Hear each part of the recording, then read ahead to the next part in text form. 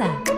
Bahasa adalah bunyi yang dihasilkan oleh alat ucap manusia yang digunakan untuk berkomunikasi atau berinteraksi antara anggota masyarakat. Fungsi bahasa.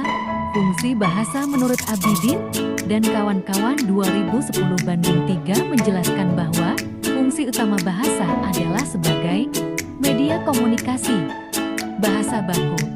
Setiap negara mempunyai bahasa resmi masing-masing. Dalam bahasa Indonesia, bahasa resmi itu disebut bahasa baku. Bahasa baku terdiri dari kata-kata yang baku. Bahasa gaul. Bahasa gaul atau bahasa prokem yang khas Indonesia dan jarang dijumpai di negara-negara lain kecuali di komunitas-komunitas Indonesia. Bahasa gaul dijadikan sebagai bahasa dalam pergaulan anak-anak remaja. Istilah ini muncul pada akhir tahun 1980-an. Komunikasi.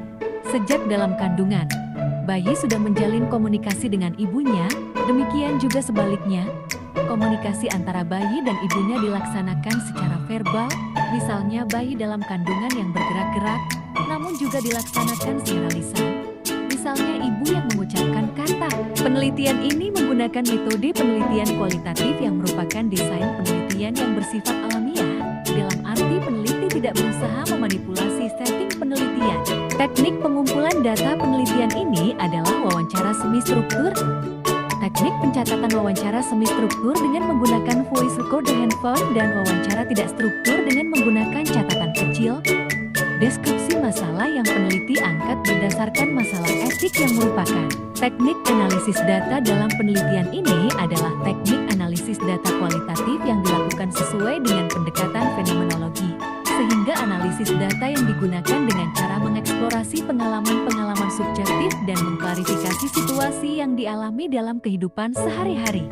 Menurut hasil penelitian dan analisis kelompok 7 tentang perkembangan bahasa pada anak SD metode 9 sebagai berikut. 1. Bagaimana menurut Ibu perkembangan bahasa anak sekolah dasar di kelas secara umum? Menurut salah satu guru di SD metode 9 secara umum, perkembangan bahasa anak di SD metode 9 cukup baik. Anak-anak sudah sangat lancar berkomunikasi dan memiliki kosakata yang cukup luas. Kedua, apakah ada anak yang mengalami kesulitan dalam perkembangan bahasa? Jika ya, apa jenis kesulitannya? Menurut salah satu guru di SD metode 9, tidak ada anak yang mengalami kesulitan dalam perkembangan bahasa. 3. Apakah Ibu menggunakan metode atau strategi khusus dalam pembelajaran bahasa di kelas? Menurut salah satu guru di SD metode 9, iya. Kami menggunakan beberapa metode khusus, seperti saat mengajar pelajaran matematika, kami biasanya menggunakan bahasa yang mudah dipahami oleh para peserta didik. Kelima, bagaimana Ibu menilai kemampuan anak dalam membangun kalimat yang benar dan lengkap? Menurut salah satu guru di SD metode 9 secara umum, kemampuan anak dalam membangun kalimat yang benar dan lengkap cukup bervariasi. Ada yang sudah bisa menyusun kalimat dengan baik, tetapi ada juga yang masih perlu banyak latihan. Anak-anak seringkali membuat kalimat yang terlalu singkat atau kurang jelas.